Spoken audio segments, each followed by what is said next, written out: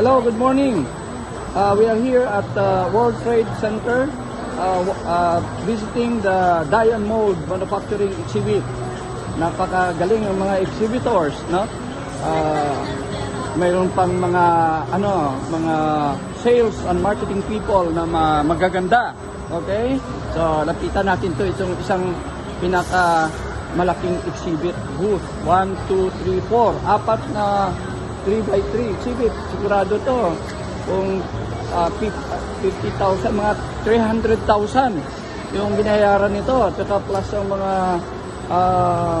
expenses sa mga sales and marketing people. So, nandito, itong mga magagandang sales and marketing people. Ma'am, magandang umaga. No? So, just introduce yourself.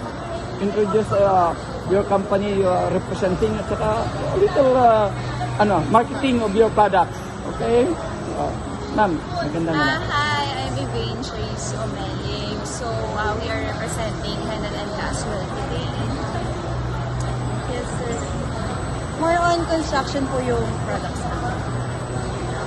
Okay, so invite nyo nga yung mga hindi pa nakapunta dito sa World Trade Center na pumunta dito at saka dalawin itong booth niya. Yes, this Saturday na po, last day na po tomorrow. So, kung hindi po kayo nakakapunta, punta po kayo hanggang bukas po, 6 p.m. dito sa World Trade Center.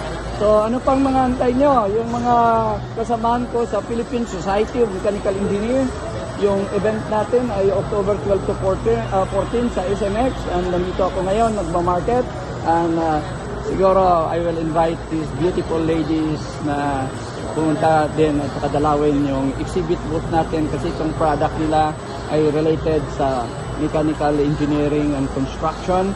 So, Hinan, Daswell, machinery, so mechanical products to. So, I believe na right connect ang mga Philippine Society of Mechanical Engineers. So, like, subscribe, And subscribe po, Diamante Techno TV. Magandang umaga. Thank you very much.